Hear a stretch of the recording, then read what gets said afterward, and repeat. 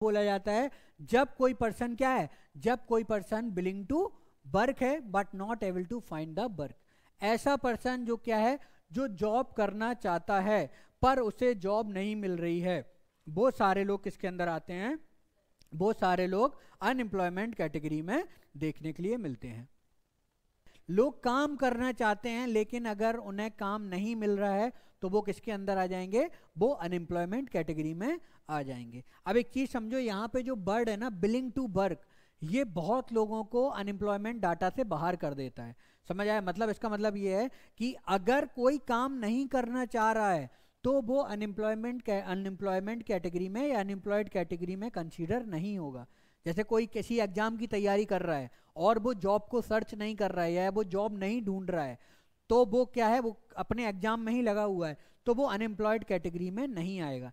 जब तक आप जॉब सर्च नहीं कर रहे हो, एक्टिवली आप जॉब सर्च नहीं करोगे, तब तक आप अनएम्प्लॉयड कैटेगरी में नहीं आओगे, तब तक आपको अनएम्प्लॉयड कैटेगरी में कंसीडर नहीं किया जाएगा। ठीक है, अब अनएम्प्लॉयमेंट के हम लोगों ने डिफरेंट टाइप पढ़े हैं। पहला क्या है हमारा, सीजनल अनएम्प्लॉयमेंट, सेकंड क्या है, डिस्गाइज्ड अनएम्प्लॉयमेंट, और थर्ड क्या है, एजुकेटेड अनएम्प्लॉयमेंट। और इसमें जो ये वाला है ये बहुत ही प्रॉब्लमेटिक है, क्योंकि आप पढ़ लिख के सब कुछ, आपके पास एजुकेशन होने के बाद भी आप क्या हो, आप अनएम्प्लॉयड हो। तो ये वाला सब एम्प्लॉयमेंट। अब सीजनल एम्प्लॉयमेंट में हम लोगों ने बात करी थी, बेसिकली क्या होता है, इसमें क्या होता है कि साल के कुछ टाइम पीरियड में ऐसा होता है कि लोगों को जॉब नहीं मिलती है या काम नहीं मिलता है, सम मंथ ऑफ द ईयर, यानी कि साल के कुछ टाइम पीरियड में इन्हें काम नहीं मिलता है, या ये क्या हो जाते हैं, या जॉबलेस हो जाते हैं, यानी कि अनएम्प्लॉयड हो जाते हैं। तो इसे क्या कहते हैं, सीजनल अनएम्प्लॉयमेंट। अब ये सीजनल अनएम्प्लॉयमेंट एग्रीकल्चर में भी देखने के लिए मिलता है, क्योंकि जब फार्मर की क्रॉप पक के तैयार हो रही होती है, जब वो रेडी टू प्रिपेयर्ड होती है, जब वो तैयार हो रही होती है, पक रही होती है, तो उस टाइम पे फार्मर क्या हो जाता है, एक तरह से अनएम्प्लॉयड हो जाता है। साथ ही साथ कैजुअल वर्कर में भी देखने के लिए मिलता है, क्योंकि जब बारिश का मौसम आता है, जब बारिश हो रही होती है, बहुत तेज पानी गिर रहा होता है, तो उन्हें क्या नहीं मिलता है, उन्हें कहीं भी काम करने का ऑप्शन नहीं मिलता है या कंस्ट्रक्शन करने का ऑप्शन नहीं मिलता है, तो वो भी क्या हो जाते हैं, एक तरह से अनएम्प्लॉयड हो जाते हैं। तो सीजनल अनएम्प्लॉयमेंट कहाँ देखने के लिए मिलता है, जब आपको साल के कुछ टाइम पीरियड में काम करने के लिए ना मिले, वो किसके अंदर आता है, सीजनल अनएम्प्लॉयमेंट के अंदर।